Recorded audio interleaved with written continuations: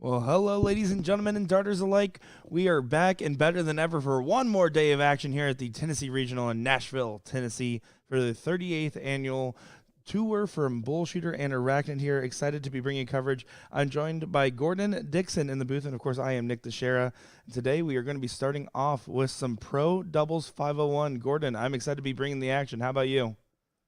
Oh, this is one of my favorite events to cover. Again, always have to highlight this is another qualifying event for the ESPN tournament, the Bull Shooter Invitational, Rock Hill, South Carolina. So again, lots to play for on top of that title here today. Yeah, and you can't trust it enough, right? I mean, that's where a lot of the pressure, the excitement, and the anticipation really is for a lot of these dart players. They want to be playing for that big stage and that big shootout that's at the end of our tour here. It's the most exciting event in soft tip darts, in my opinion, right now. I make sure to tune in every year, and I'm excited to see who gets their ticket booked for it. Yeah, no, it's certainly becoming something on the calendar. I was surprised to see some of the uh, players pull out last year because if ever there was an opportunity to showcase what it is soft tip darts can be, it is there. And the Ocho Day aside. It's a built-in way for us to showcase our sport to a very wide audience. Yeah, and we made it clear darts is becoming less of a niche thing and more of a big sport. I mean, viewership is better than ever across all the darting live streams out there, and more players are coming out of the woodworks, and the averages are going up. To start off with our first match here, let's take a look. We're going to be doing Bugs and Z-Man, Alan Bug and Aaron Zimmerman, going up against Langley and Liggett, Brian Langley and Mark Liglet here to start us off. So they're just getting set up on the board, and then we'll be underway for what should be a great first match for us. Yeah, not a whole lot of teams in the pro bracket today. We've only got 9, but there's a lot of quality here. So expect to see a lot of really good matches and a well contested tournament. Oh, certainly, certainly. Well, I'm excited to see as they are just getting the order set up in the board, and then the diddle will be underway here. Of course, it's going to be that 501 split bull freeze rule in effect, open in, double out here. Yeah, playing on the 15-inch board for these pros. So a little bit different than we saw Friday night on the singles. Yeah, really good cork there from Brian. Oh, absolutely. And what's going to be interesting is we're going to be really testing these players' math ability as well. It's not going to be just as simple as just going for the bull that you'll see in a lot of strategies. Go for the bull until you don't have to anymore. No, split bull here, we're going to be testing their math. We're going to be seeing how they can set themselves up. And also playing with that freeze rule in effect, making sure that they don't ever eliminate their partner from having a shot.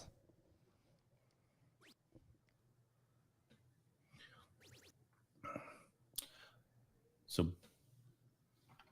Brian underway, only 55. This is going to be Aaron's first appearance on the stream here, a.k.a. Wrecking Ball, it seems. I love the it seems. It seems. Yeah, there's still, I know most dart players. I don't know most dart players' nicknames. That's where I kind of get a little fuzzy here. Mark Liglet last night, they were running a couple extra blind draws for the people that were staying in the room.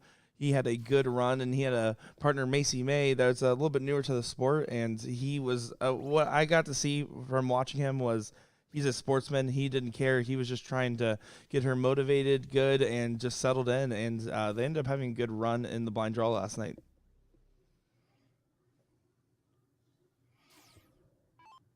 Yeah, Mark and his brother. There's another Liggett. Are always extremely good sportsmen. It's something normally they actually play together. That's awesome. It's something you don't normally. It's something you don't normally get to see, but it's nice when you see exceptional sportsmanship when you're really taking the time to educate the person you're playing with and make sure that they feel like they're actually on a team rather than just there to get carried. You know. Yeah, I've never understood, especially in blind draws, when you get a a newer, weaker, whatever, however you want to describe that. Not another one of the best players in the room. To have anything but a positive vibe just doesn't seem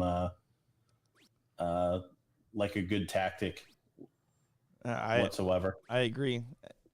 And that's also just that's a part of promoting the game too. Is like when I first went out to blind draw, if I had a bad experience, who knows if I would have stayed in the scene? Probably the scene would have been better off. But that's besides the point.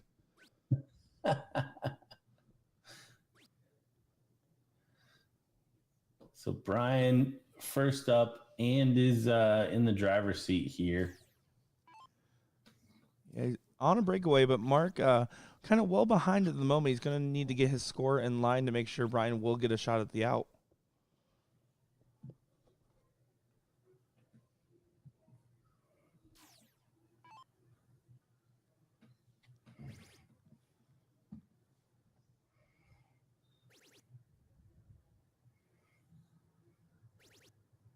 Good recovery in the last, a little bit wayward and shaky start there. Allen Buck can really make this hurt if he digs deep.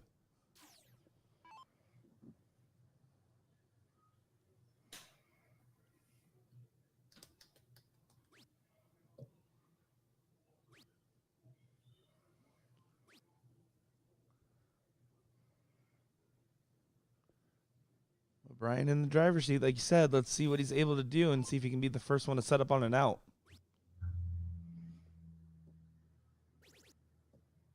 Yeah, this one of the biggest portions of the game for successful dart players is always that setup shot. Trying to go out in 6 or 9 darts from that 250, 270 range.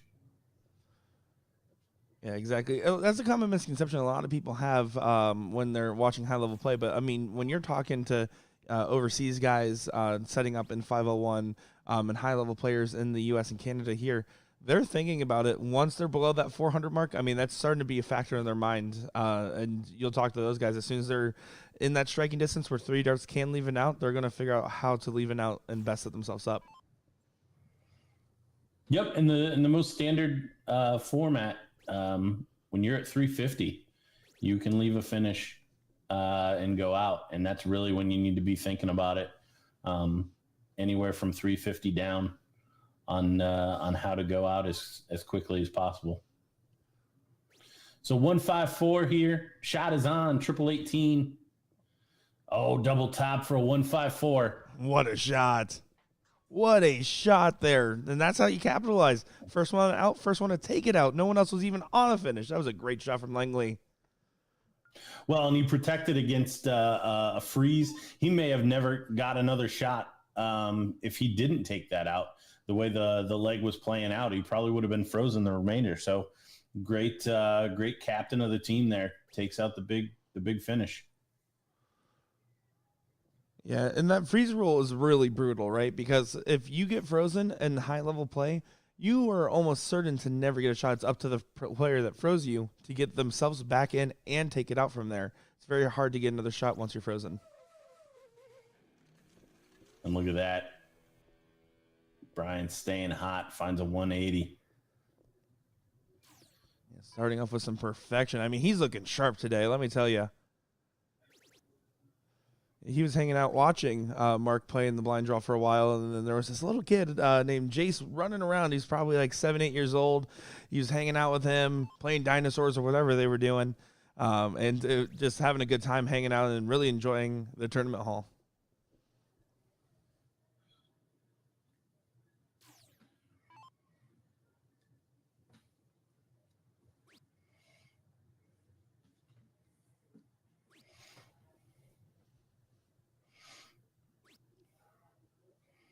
Mark's starting to straighten up a little bit, finding a little something there as far as straight darts are concerned.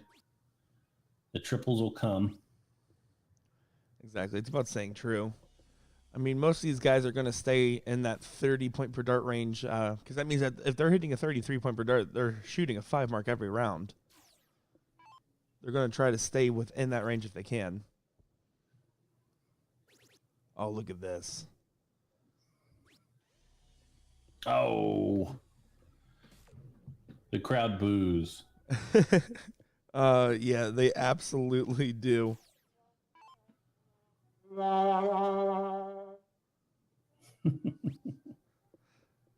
I'm still getting used to the soundboard here.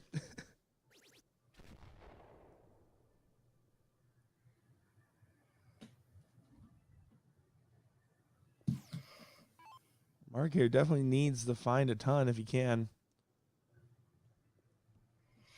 Yeah, one triple probably makes him safe. Two triples definitely.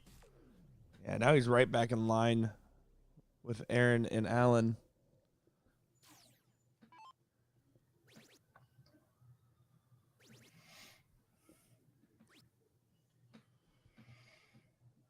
So here we go. Brian, see if he can keep the hot hand going, averaging a 50 point per dart currently.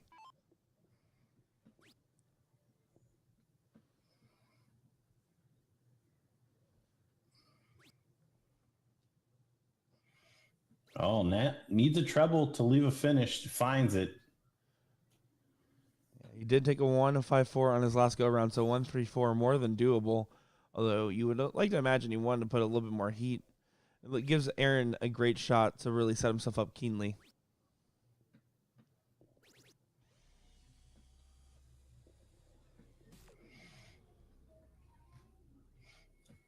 Allen doesn't get to a finish. So again, Mark looking for really one big triple. Does find it. There he is. Just like we were talking about with averages here, I mean, the lowest average only being a 30 point per dart, meaning 90 points a turn. That's still pretty great. That means you're basically hitting a 4 mark and 5 mark every other turn.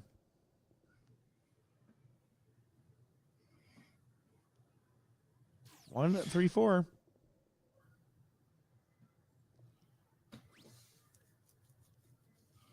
Oh, it's not going to happen this time. Now he needs big numbers. Troubleless visit for Brian. Definitely an inopportune time for him for sure.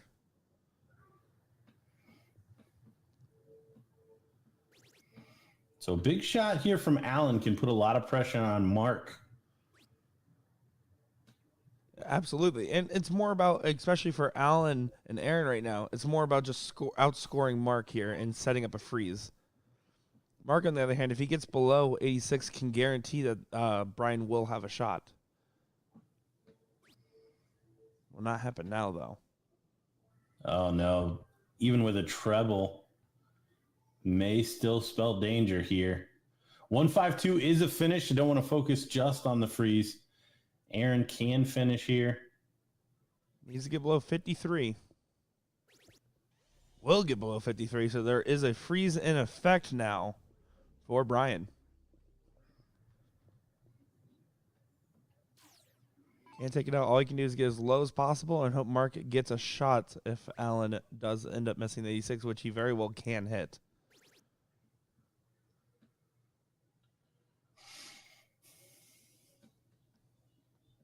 Oh, and Brian still leaves it a little high there, 59. But 86 now for Allen Bug to tie this up at one apiece.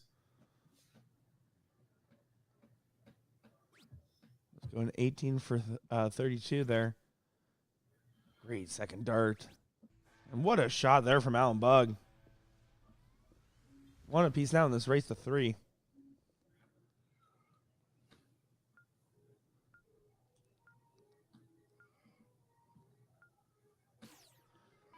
So not quite the lightning in a bottle that we saw from Brian in the first leg, but was against the darts, so was always going to be up against it.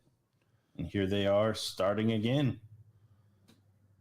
Yeah, they're just going to keep chucking away here. One of this will get T and J, Timmy Bagley, and Joe Chaney, so what a reward that is.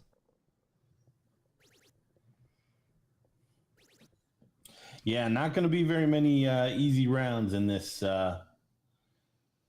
9-person bracket here at the pro side. I do like the subtle smile from everybody when the 3 555s played that 3 in the bed graphic there. It was just more so a consolation prize of some kind.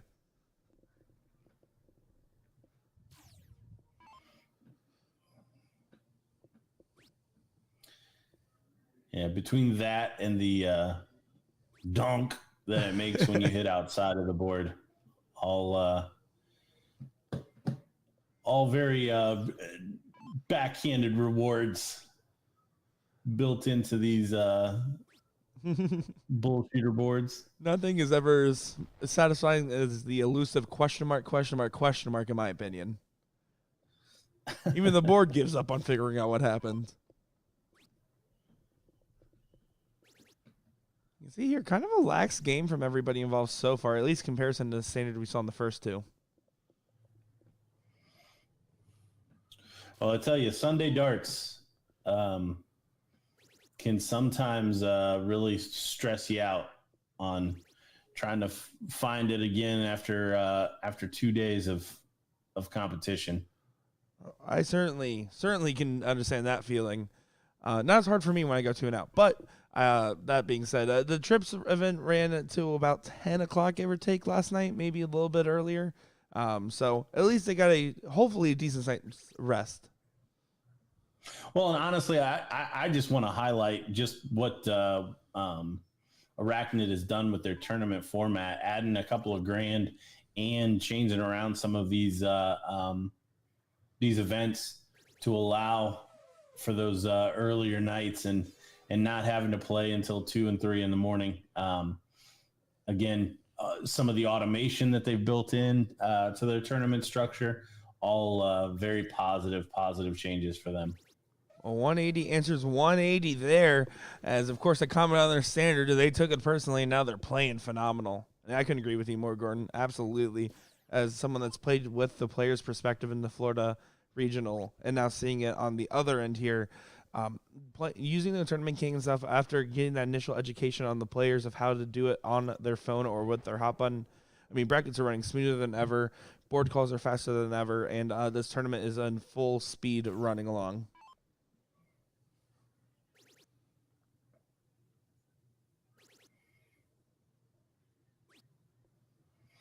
Allen unlucky to rattle that second one into the 1.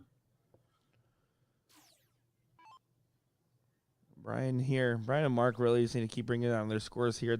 No pressure otherwise because Allen being out of line on the score, it's just about setting up that freeze and then setting yourself up as well if you can.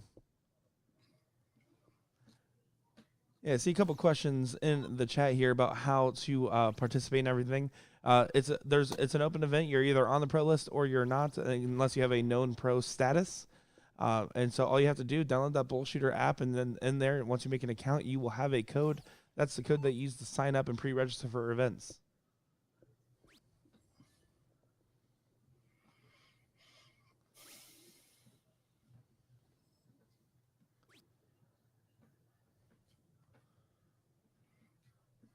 $188 combined here for the going first team. So Allen needs to get below 188 at bare minimum.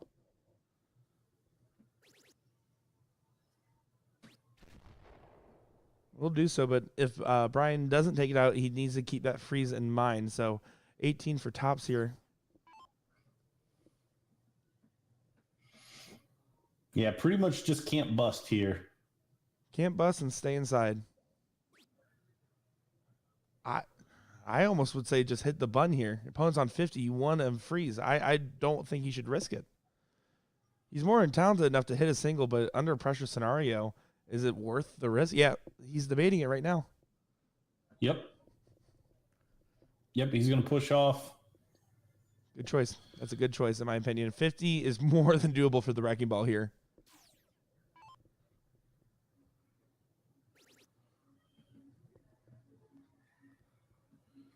Make sure that if Mark doesn't hit, Allen will get a shot. 130 is the look now.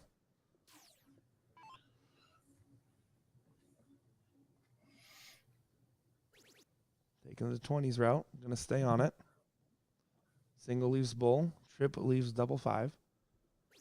Oh, no, he moves. I don't know. You don't want to leave Allen a chance. The 152 is not easy, but it's definitely, again, and everyone's wheelhouse in a pro event. Yeah, very, very strange, or very conservative, I guess. Um, if you do trip the 20, then there's a possibility to bust the 10. But yeah, not what I would have advised in that scenario. If you're worried about it, throw it really high on the 20 and at least get a dart at the bowl, or set it up, hit the 18 for 32, whatever may come your way. So 89 for Allen Bug. 57 should be the shot. Leave 32. Any trip leaves a freeze pretty much. Does not do it, though. Yeah, but you're absolutely right. The 19 was a look, but he just needed to find a trip there, because now Brian will get a look at this 11. He just needs to stay true. Double 4 now. Oh, dragged it down.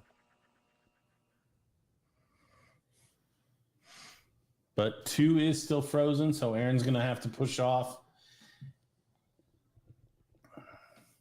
And Mark going to get a shot at this 45. 13 for double 16. There it goes. And what was a little dicier of a leg than every one of these guys intended ended up going in the favor of Brian and Mark, up 2-1 now. Yeah, essentially just a hold of throw, but does put them on the hill. So Aaron and Allen gonna need to stay straight and send this to a decider.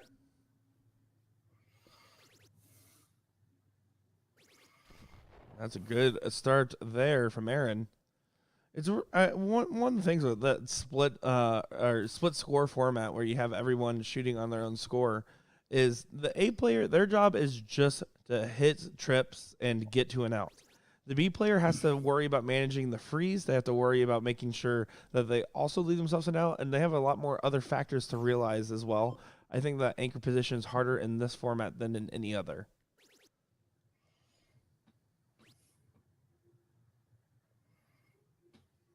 I think you're manufacturing more pressure than there needs to be.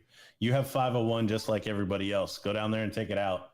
And if the player on your team takes it out before you, then cheers to them. Fair enough. If you're both racing to 0, then none of those factors have anything to do with your shot. That is fair. But that's the key to my dart game, is I put so much pressure on myself, and that's why I compensate.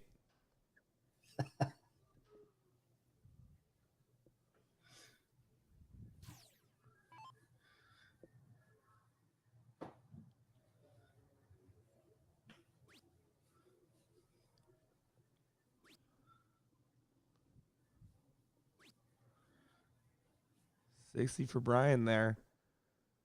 No one on a breakaway quite yet.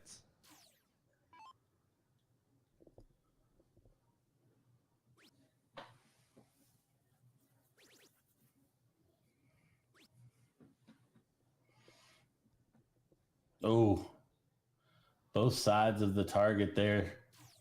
Only 36. Yeah, so now let's see if Mark's able to really hurt that. He's hanging over that bed. He tried to throw around the dart and just was well off. Yeah, that's one thing that I see a lot of soft tippers still do, just because they haven't played this format very often. You'll see a lot more steel tips switch around to open beds playing 501 like this, and that's really something that I think will naturally come. That when you're just having a scoring turn, there's really no difference between a 60 and a 57. Oh, certainly. And on top of that, I mean, I know a lot of players have the mentality of, in soft tip, if you throw hard enough and you force it, you can get through the dart, even if it doesn't stay in the segment. You don't have to worry about bounce outs or anything like that of the sort. But at the end of the day, a guaranteed single in the right bed is better than going for a triple on the wrong one. So utilize the switches and use the board management, as the new popular term is.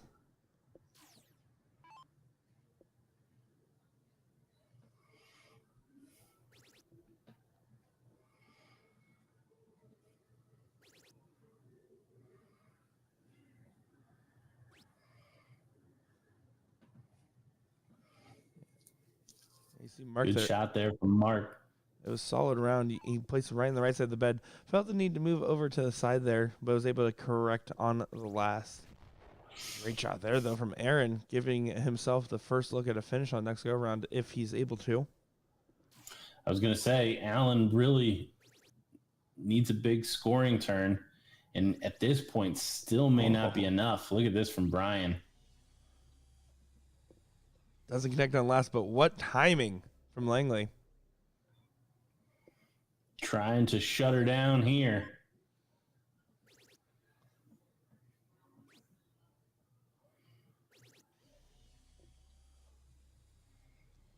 Two out of three.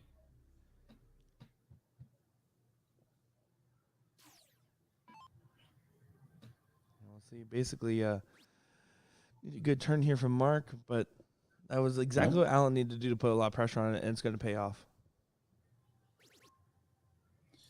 And now tide's turn as Mark gets further and further away from that trouble there on that turn. 1, 2, 3. 1, 2, 3. Went right for it. 25. Good look at it. I like it.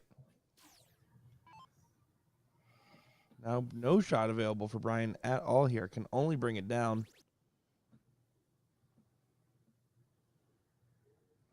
I think he stopped himself. He was going to go right for that trip 15 to set up, and realizing that he can just score more and hit a single cleanup. Well, no, he has a shot at this, right? They're at 273 total. Oh, wow. Yeah, you're right. I was off by one. Live shot. Wow. Never mind. Excuse my math. Now you can tell it's Sunday for sure, because my math is well off there. I was going to make a soft tipper joke in there. Hey. I grew up playing youth steel tip leagues, I'll have you know. I throw a 60 average better than most.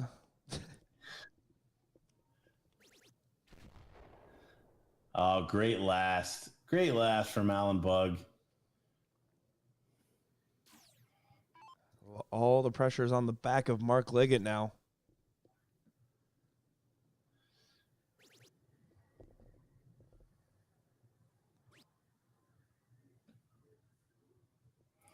And does not matter. Brian Langley is going to be frozen. So this 25, no pressure whatsoever. Now we are getting real interesting, 2 apiece. Into a deciding leg here on the stream. Again, we are in Franklin, Tennessee for the Tennessee Regional 38th Annual Regional Series coming to you. We are watching the pros play a little 501 split bowl. Looks like Aaron is going to get us started. Yeah, excited to see how this one turns out. Let us know in the comments who you're cheering for, who you got in this one, as this is coming the distance here. And the only preliminary match, everyone else did have a bye in to their next round here, so extra pressure on these guys if they want to make a deep run.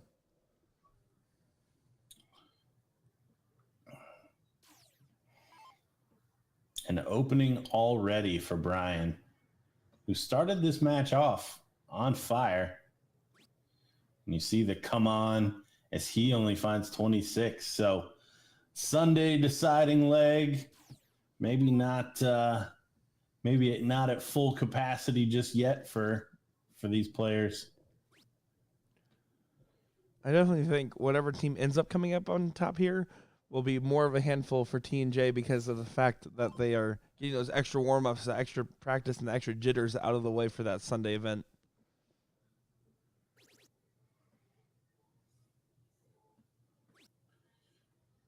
Yeah, Mark just not really at the races here. Has been very close the entire time, just not able to stay straight. The other matches are up and running. Uh, Gravy and Biscuits leads 2-1 over Barry and Chris. I Don't Care and Last Call are tied at 1 apiece, and Bad Boys and Joel's Nuts Triple D is 1 apiece. Need to get rid of team names. Yeah, yeah. I think that now that we're especially going into that Tournament King sign up remote setting, starting to pivot back to using actual names and at least maybe changing up some of these team names here. I got signed up for trips last night. I put myself on the orphan list out there, and 2 people picked me up, and of course they just wrote Pinky for our team name. Nice and easy. Brian, I believe Mark was at 272, and Aaron and Alan's total score was 273. So he was not frozen. 180 there for the Wrecking Ball, going well ahead in this leg. And yeah, you are right. It was 25 and 248, so combined of 273. But Brian, I'm glad that we went to the same math teacher.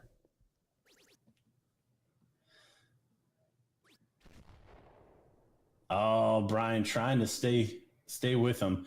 But bigger problems for Brian and Mark is Mark's score. Even if they were able to fade finishing from Aaron in the next 6 darts, Mark's going to need probably back-to-back 2 triple turns at least to keep him alive here.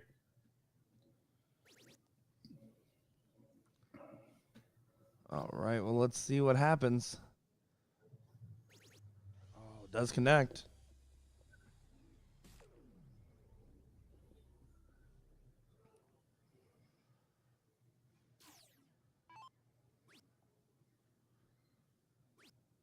Oh, no, bad time for this to happen. Real bad time, as Aaron's been the most consistent, I would say, in this match, and having a real lax turn at the wrong time. Well, and of all the scenarios that gave Brian and Mark a shot here, Mark put in a good shot to bring it back close, but Brian not doing his part. Should probably look down at the 19. And does so. You need to leave some form of an out. You never know what's going to happen here. 170 is more than doable, if not a little hard, but you have to make sure you get a chance.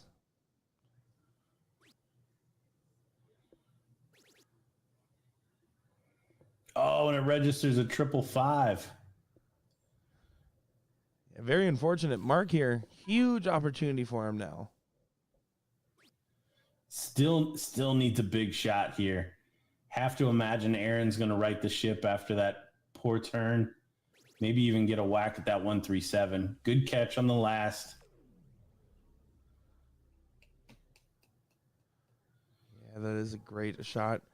Needs to get below 13 points if the 137 doesn't go. So let's see how he approaches this.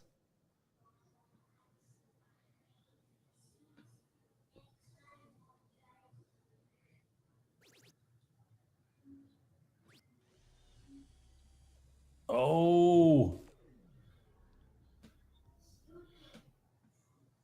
Didn't get below 13 He left points. the door open. It was a good shot. I mean, that's normally a proper setup when you're playing a non-freeze format for sure, but you would have. I mean, Langley really wants to capitalize. He's not going to be able to, but that was a very risky move. The reward will pay off, though. He does catch the treble on the last dart there, but a big shot here from Alan Bug, and Brian and Mark, again, even if they fade the miss from Aaron, probably locked out of getting a game shot. Yeah, and that has to be frustrating, especially just for how well they played in those first couple legs there. The first 2 in particular, they were looking so strong. But Aaron and Alan just doing what needs to get done. Not quite over yet, though. Oh, look at this. Look at this. The treble. Not quite over yet, though. Oh! Might have spoken too soon. No, I mean Uh, the 16 is still in play, it- so he's gotta fade the double eight. oh, and there he goes. Aaron Zimmerman, Aaron Allen Bug. polishes it off. Yeah, this is a great one here. And good warm up game for us here. And I get to practice my math skills now for a little bit. Super exciting stuff for these guys here. And congratulations as they will go on to play T and J there in the next round. So super excited to see how this one pans out here. Yeah, great first match for the stream. As you're watching, and we take a few minutes here to get that next match served up, head over to spider360.com. Pick out all of your latest swag from BullShooter. If you want to see where we'll be next, you can head over to bullshooter.com, go to tournaments, and all the flyers for, I believe, through February of next year already up on the website. So find one close, and maybe Nick and I'll talk smack about how you throw outs. Oh, I mean, that's not maybe. That will happen. That's just how that works. All right. Well, as you said it, we're going to have just a moment here. So we're going to kind of take a look at one of these other games going on in the hall. Let's see what's going on board 30 in the meantime. We'll get our next board set up here in just a moment. But Gordon Dixon, Nick Teixeira, bringing you coverage of our final day of the Tennessee Regional. Don't go far, folks. We'll be right back to action in just a moment.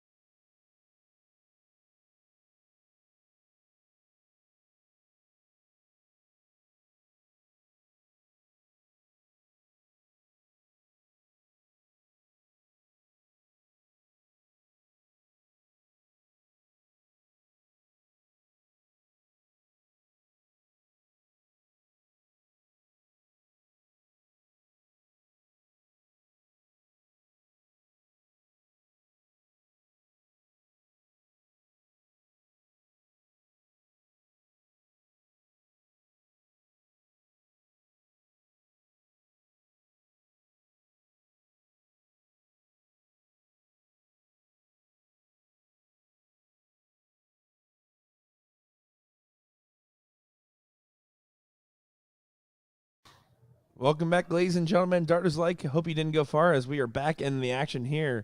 Joel and Triple D taking on Norm and Kirby here in the second round of the Pro 501. Well, technically third round with these teams having first round buys. We're excited to see as this will get them into that king seat match here. 501 split bull, double out, and freeze rule in effect here. Excited to see how this one pans out. Yeah, this one, I think on paper, Joel and Donnie are the favorites. Not as familiar with Norm and Kirby, but certainly anything possible here, especially with the freeze rule. Absolutely. And Kirby had a great performance earlier. I'm not sure which event it was, but he was on the stream and played very solid when he was throwing. But Joel, I mean, he's had the hot hand, right? He won the non-pro singles Friday night. He won mixed trips last night. I mean, the guy's on a tear. I think it's Joel. Oh, Joel. Well, you know what? He beat me in the first round of mixed trips. It can be whatever I want today. Yeah, no, believe me, I understand the who's got the microphone here, Joel.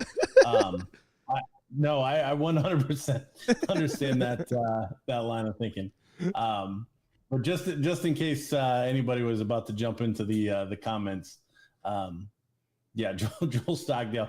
He's been a great dart player in Tennessee for some time. Kind of jumped on the scene, won the singles against Joe Chaney at Tennessee State. Or at least that's when he really came onto to my radar. And I want to say that was probably 2 or 3 years ago. And ever since then, put up really good numbers and finishes each time he goes out. And of course, Triple D, Donnie Lassie, no stranger to the live streams as well. I like how he came up to me yesterday. And he's like, "I heard what you were saying about my strategy, and let me explain it to you." And I was like, "I don't need you to." He's always funny. I always love talking with him. I see him at so many different events, so we always like to give each other some heat.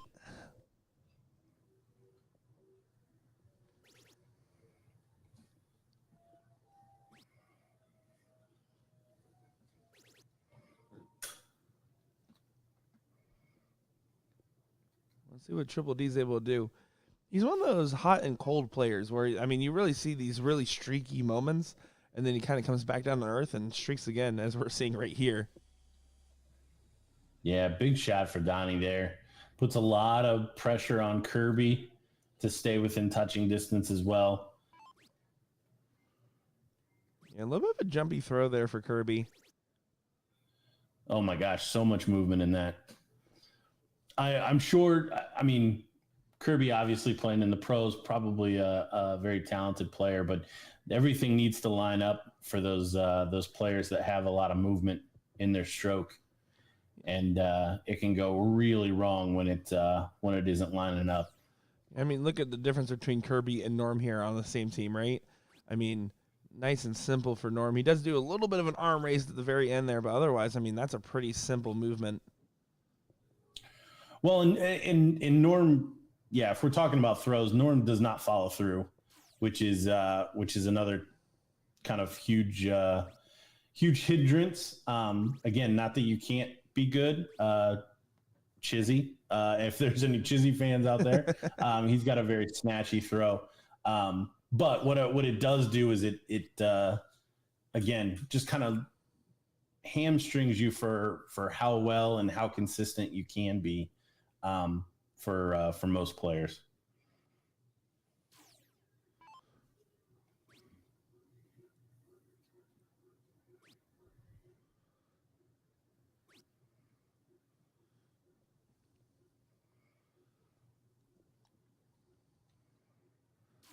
Norm will get a look here at 152. You have to imagine that he might have to take it here, considering the scoreline for Kirby.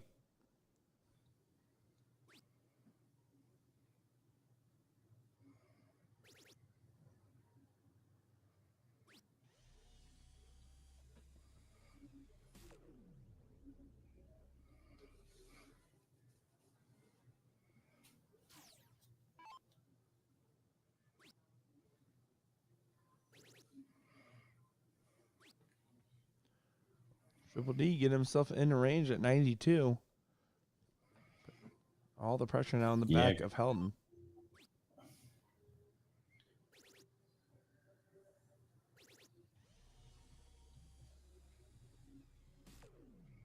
Good shot, but probably. But that said, Joel's had a couple of slack turns here. So, well, as we say that, he's got the dart at double top. The freeze is already on, and you see the ringing the bell there as he finds the Shanghai 120 finish. Yeah, good shot there from Joe G, Joel, Joel, and any other version of what that name can be pronounced as.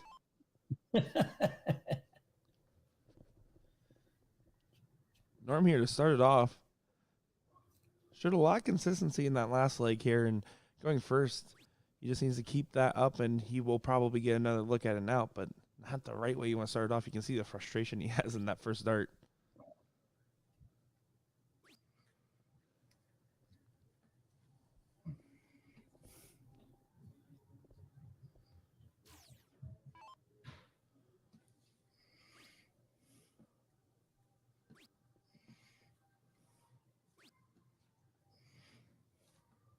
Shaky start all around, though. Yeah, nobody jumping out to a lead here. And both these teams had 3-1 wins over the teams they face, so they're pretty dominant in those first round matches. I don't care beating at the last call team, which is the team of Danny Pace, and oh my gosh, I did have it pulled up here.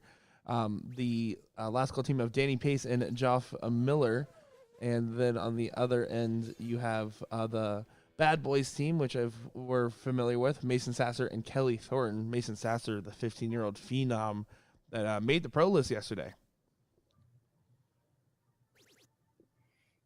Very cool. Yeah, it was certainly a great run, and they were in the finals against Timmy and Joe Cheney Chainsaw, and that was a great run that they had, almost getting that first dip, missing the bull on the last to unfortunately lose out there in a tie-breaking game.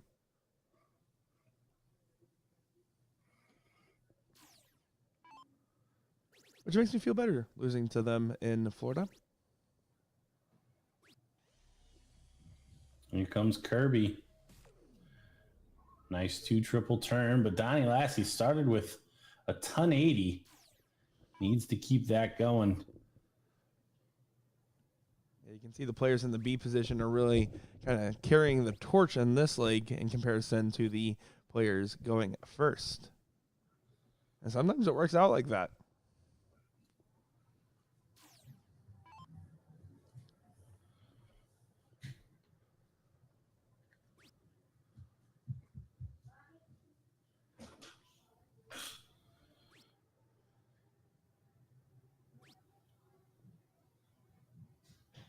I do think one of my favorite moments from yesterday after watching Mason Sasser was they asked for his ID for the payout, and he's like, I'm only 15, I don't have an ID, and he had to call his mom for a social security card. A funny moment there.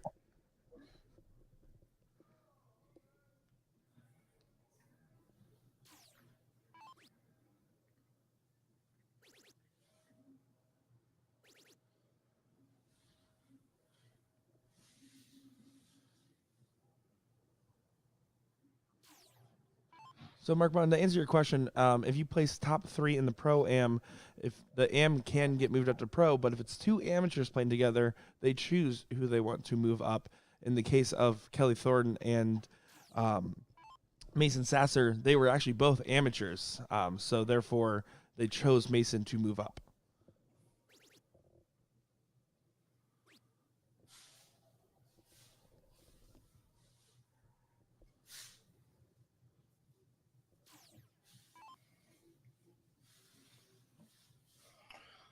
So Joel a little behind this leg. Needs to do some work. Does a little bit of it. But it looks like Donnie Lassie is where the win is going to have to come from in this leg if they're to pull it off against the darts. A strong setup here can have him first to a finish. Needs to think about this. Oh, and catches the treble to get there.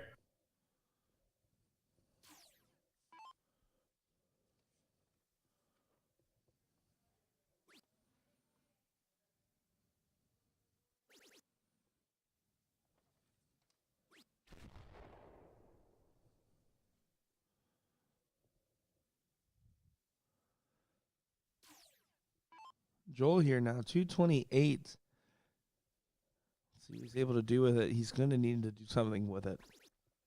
Put some pressure on Kirby and Norm. Neither of them on a finish.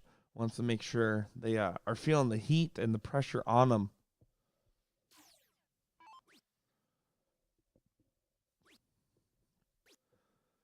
Tried to recover on that last dart, but Kirby's not going to be happy with that go around. So now it's up Triple D.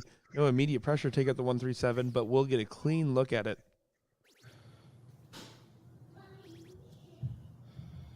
Oh, double 10. Oh, and he burst his score. Not ideal.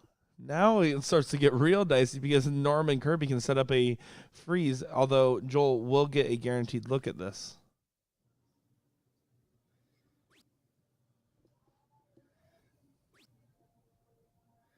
And Norm just not doing the work here. Donnie Lassie, now it just looks like all the scores are even. Yeah, really anybody's game here. It's the first one to catch fire and finish strong. Joel just not doing anything this leg.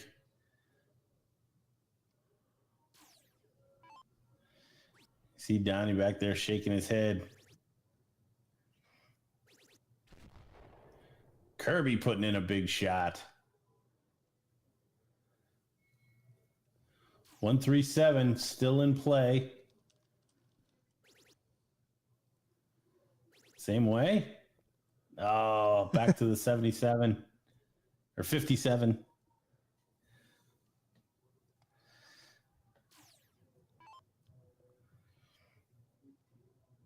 Now 147 is in play. Could freeze with a couple of big darts.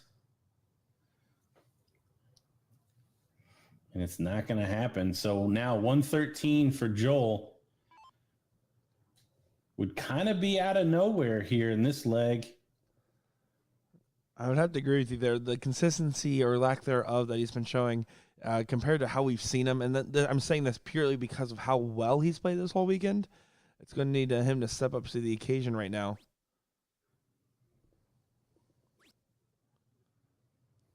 Not going to happen, and this is real dicey stuff because he's not going to be able to set up a freeze either, which is going to be the second best thing he could have done. So, double two for one apiece. There it is. Playing best of 5 here in the winner's bracket. If you're just joining us, we're at the Tennessee Regional in Franklin, Tennessee, just south of Nashville. We're following the pros this morning. Split bull, double out, freeze rule, all the fun elements of this format. Yeah, I mean, personally, it's one of my favorite formats to play, and maybe, again, it's just because I grew up playing Steel Leagues as a youth player, but I just love just using that split bull, and I also personally love the freeze rule. I think it's one of those things that really tests your game awareness, especially in a non-pro level, and especially at the pro level as well.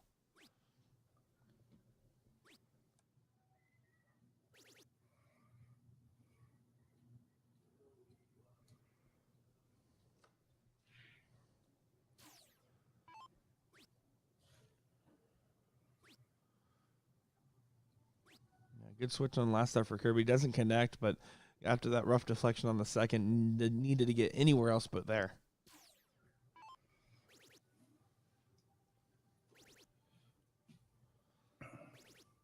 Joel three in the bed on the 19s, 1-7-1 there.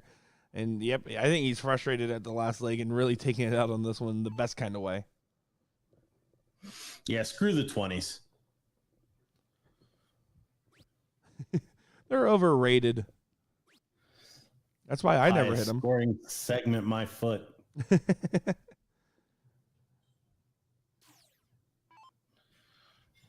Donnie Lassie just needs to make sure he keeps some scoring momentum in his own favor as well, so that way Joel gets the shot.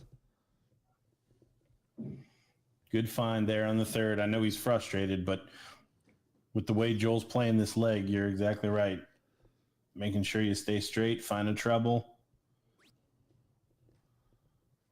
And again, it takes the pressure off yourself knowing, okay, I just got to support this guy. Do enough, and of course, they're still going to try to throw perfect, but do enough to keep them going. You can tell his 20s for Joel are not hidden, but I mean, his 19s are lethal at the moment. They're even having a laugh about it back there. Yeah, the 19s are free. The good news is he can shoot the 19s to start on that 16, on that 116. Certainly can. 4 19s is 76.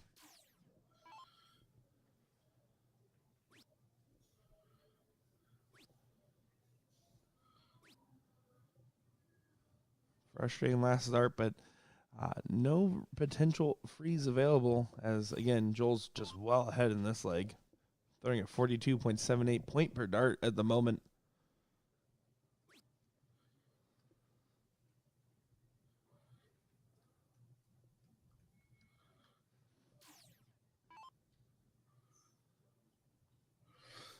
How's Joel going to attack this on the 18s? Interesting. That is definitely not the segment I was looking at. I was thinking 20s or 19s for sure.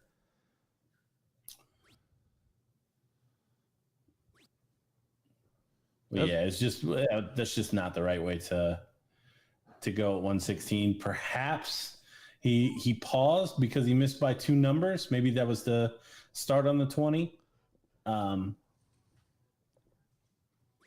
don't know. I'm trying to make stuff up on why he would start on the 18s there. Yeah, the job done. Gets the 32, and he's going to have plenty of darts at it.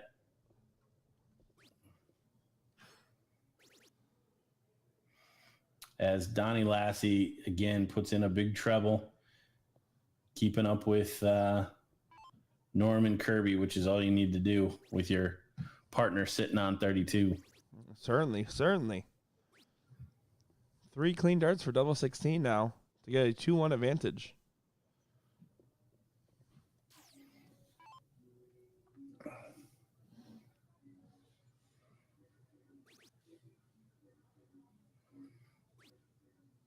Oh, no.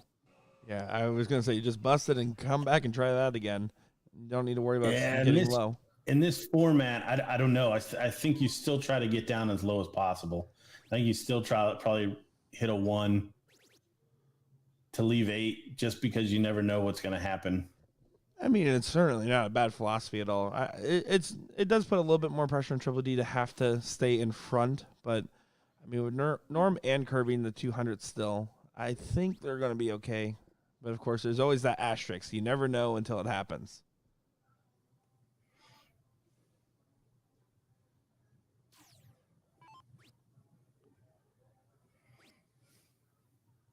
And I think even Kirby was given a little suggestion. I don't know what it was exactly, but I think there was a little strategy conversation real quick after Joel's shot as well. As he buries the double 8, second time of asking. Yeah, it did work out well for him.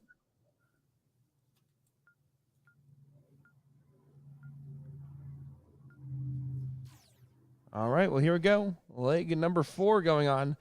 Coming up next will be the Bugs and Z-Man versus Gravy and Biscuits. As Bugs and Z-Man that we saw in that first round, Aaron and Alan do beat out Timmy and Joe in a 3-1 fashion. Wow, convincingly.